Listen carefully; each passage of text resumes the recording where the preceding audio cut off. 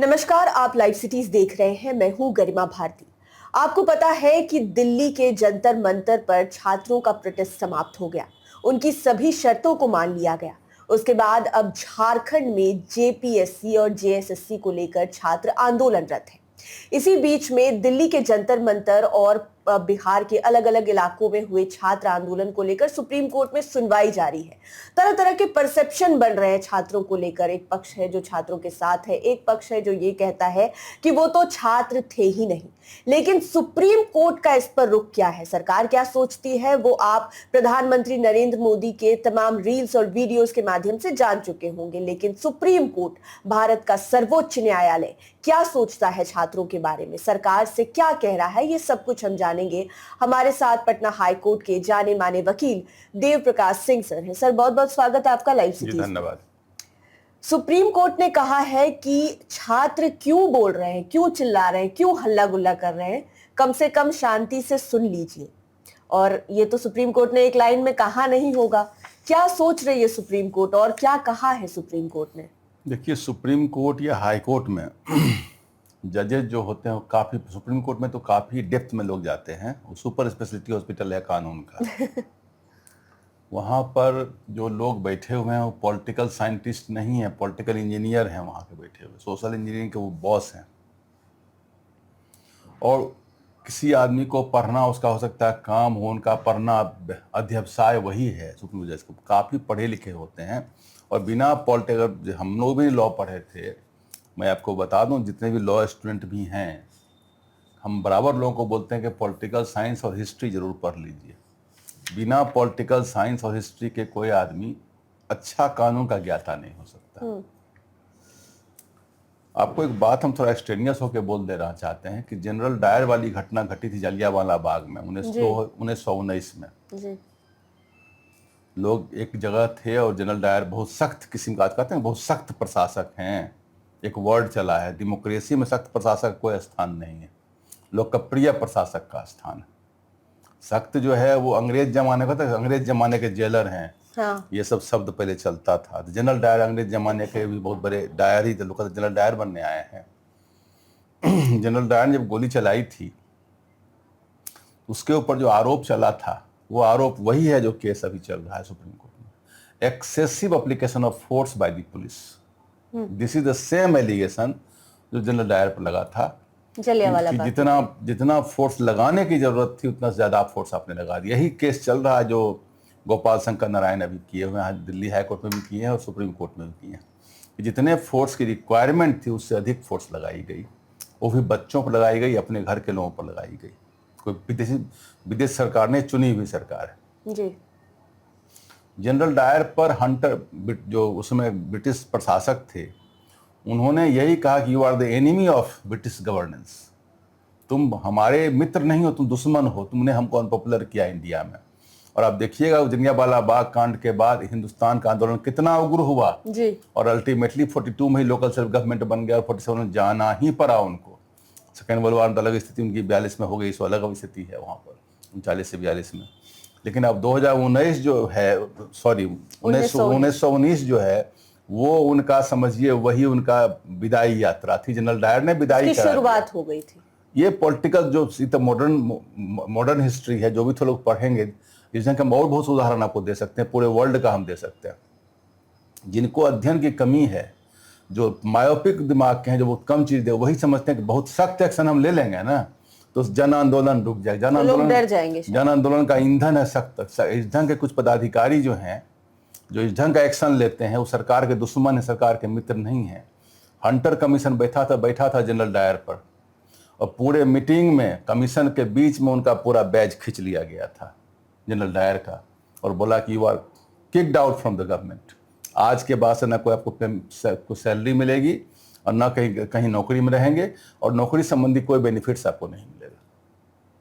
उन पर और भी बात चलने की बात हुई थी। अब जनरल डायर की बात, उस समय जो ब्रिटिश गवर्नमेंट, जो आपका गवर्नमेंट नहीं था, उसको आपको गोली मार दे, आपको टांग दे, उसको क्या लेना था? आप तो उसके आदमी है नहीं, बाहर के लोग थे वो। ये तो डेमोक्रेसी की चुनी हुई लोकप्रिय सरकार है।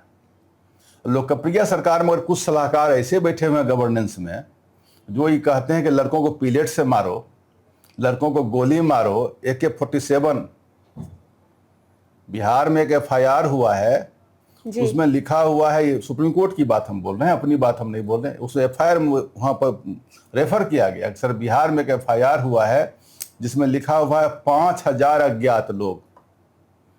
अब 5,000 अज्ञात अगर आप लिख दिए अननोन, तो आप किसी का नाम डाल दीजिए ना, उसका XYZ 5,000 तो भर ही सकते हैं आप। आपने एक ब्रैकेट 5,000 का बना दिया कि 5,000 अज्ञात लोग थे आंदोलन में, ये एफआईआर है। इस एफआईआर में कितना बड़ा गेट खोल के रखे हुए हैं आप। कल को जिसको मन हो 5,000 में डाल दीजिए। जब आइडेंटिटी वेरिफिकेशन पर चल रहा है फेसबुक, ये कैमरा पर जिसका चेहरा आएगा उसको हम अखबारों में भी तस्वीरें आ रही कर देंगे, उसको रोक दिया सुप्रीम कोर्ट ने। 28 जुलाई वाले ऑर्डर में अब नहीं कर सकती सरकारें, नहीं कर सकती काम। तो आपने फोटो जो फेशियल आइडेंटिफिकेशन को ही ऑफेंस का एक कारण बना दिया, जो ऑफेंस लॉ में लिखा हुआ भी नहीं, जो क्रिमिनल लॉ में लिखा हुआ भी नहीं। ये सब जो पदाधिकारी कुछ लोग जो एक्शन ले रहे हैं, उनको सही मायने में ज्ञान की कमी है, या तो हमको लगता है ऑब्जेक्टिव टेस्ट ज्यादा जो होने लगा है ना, लोग सब्जेक्टिव पढ़ना बंद कर दिया। आज भी हमको लगता है कि जो नीट पेपर लीक है उसका मेन रूट कॉज है ऑब्जेक्टिव टेस्ट। अगर सब्जेक्टिव टेस्टिंग थोड़ा सा हो जाए तो आज भी लीक पेपर लीक बंद हो, क्योंकि जब लिखना पड़ेगा सब्जेक्ट के ऊपर, आपको थोड़ा सा एक्सप्लेन करना पड़ेगा, तो अपने दिमाग से करना अपने दिमाग पर जगह आपकी औकात क्या है, कितना आप लिख सकते हैं, कितना एक्सप्लेन कर सकते हैं। लेकिन अब तो पेपर वो है कि देख लीजिए कहाँ AI से पकड़िए, खटाखट टिक लगाइए, तो टिक लगाने वाले आपकी एक्सप्लेनेटरी पावर खत्म हो गई। लोग इन चीज़ों को देख नहीं पाते, समझते सख्त सरकार होगी तो बड़ा कुछ। अभी हमारे कोई मनीष कुमार सोलंकी साहब हैं, वकील हैं ये, अच्छा। सुप्रीम कोर्ट में गए। उन्होंने उस समय अंग्रेज में मुगलिज्म की बात उठाते थे, जेपी आंदोलन में मुगलिज्म की बात उठाते थे कि सरकार जो इस पर, सुप्रीम कोर्ट ने जो आदेश दिया कि सब केस को बंद कर दो, सारे FIR विड्रॉ कर लो, सबों को छोड़ दो, 18 साल से नीचे के बच्चों को सीधे छोड़ दो बिना कुछ इंक्वायरी के, बिना कोई बॉन्ड के, तो इससे समाज में अराजकता फैलेगी और लॉस ऑफ अकाउंटेबिलिटी होगा।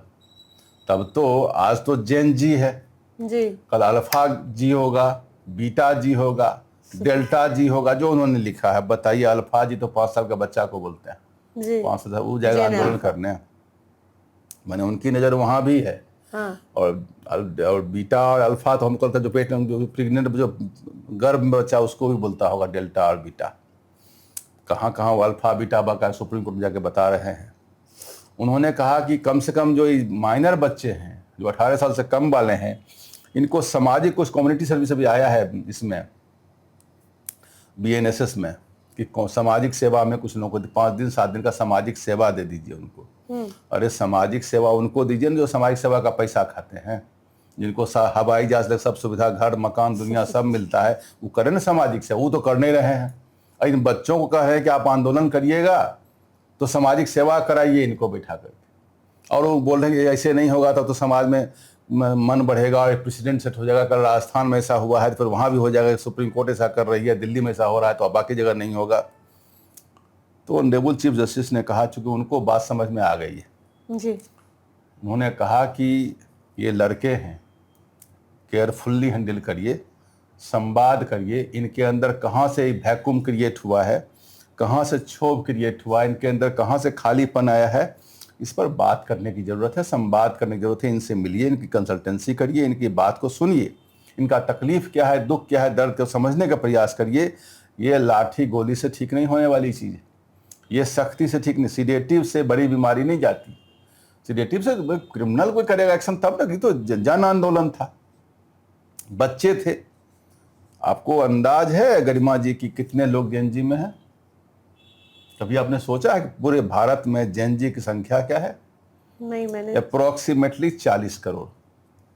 ये 40 करोड़ जिधर वोट देगा सरकार उसकी बन जाएगी।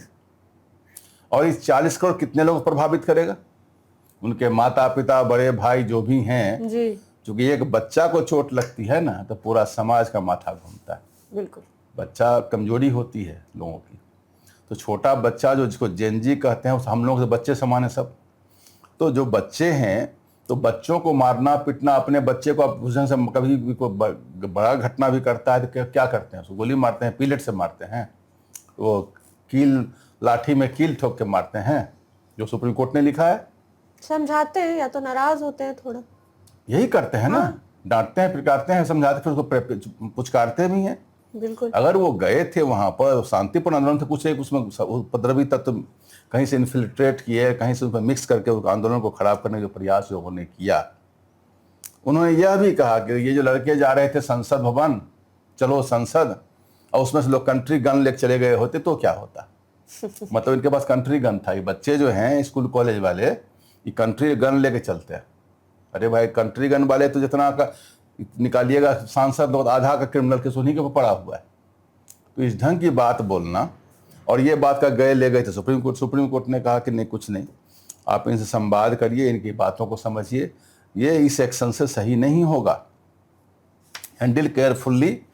जो बच्चे हैं छोटे, उनको प्यार की ज़रूरत है, उनको संवाद की ज़रूरत है, और पुलिस को कहिए रेस्ट्रेन करने के लिए। जो बात हम ब्रिटिश जनरल डायर में कहा गया था, अगर पुलिस एक्शन लेगी और हार्ड एक्शन लेगी, इस समस्या को और एग्रेवेट करेगा, और समस्या के आग को, ये आग में घी डालने का काम करेगा। तो समझदार जो पुलिस ऑफिसर हैं बिहार में, तो कुछ एक लोग बहुत समझदार भी हैं, जो इस ढंग के एक्शन में रेस्ट्रेंट बरतने हैं कि नहीं भाई, पब्लिक का जो मॉब है इसको बढ़ने नहीं देना है, कंट्रोल करना है, नियंत्रण करना है, बढ़ने नहीं देना। इस ढंग का एक्शन, बच्चों को हॉस्टल से उठा लेना, कोचिंग से उठा लेना, लाइब्रेरी से उठा लेना, और 5,000 अज्ञात पर केस कर देना, ये डेमोक्रेटिक गवर्नमेंट का एक्शन है। इसका मतलब डेमोक्रेसी की पाठ नहीं पढ़ाई जाती है, अच्छा अध्ययन नहीं है इन लोगों के पास में। अरे अब तो गूगल पर भी बहुत चीज उपलब्ध है, पढ़ें लोग चीज़ों को निकाल करके कि अब पूरे दुनिया में कैसे सरकार चलती है और कई जनता कैसे देखा जाता है। सुकरात की किताब पढ़ें। सुकरात को जब जहर देने की बात कही गई थी, तो राजा चाहता था कि जहर वो ना पिए। तो राजा ने रात में उसको कहा कि उसके संवाद भेजवाया, तुमको हम जेल खोल देते हैं, तुम रात में निकल जाओ। क्योंकि राजा इस बात को जानता था, वो डेमोक्रेसी की बात कर रहा था सुकरात, राजा इस बात को जानता था। अच्छा, सुकरात के ऊपर क्या आरोप था पता है आपको? पॉइजनिंग द यंग माइंड्स, युवकों को खराब कर रहा, यही आरोप था सुकरात के ऊपर। कि बच्चों को, जो युवक हैं उसके माथा को पॉइजन कर रहा। वो कहता था कि रूल ऑफ द पीपुल, जनता पर रूल जनता करेगी, ना कि कोई राजा करेगा जी। ये सुकरात ने कहा था।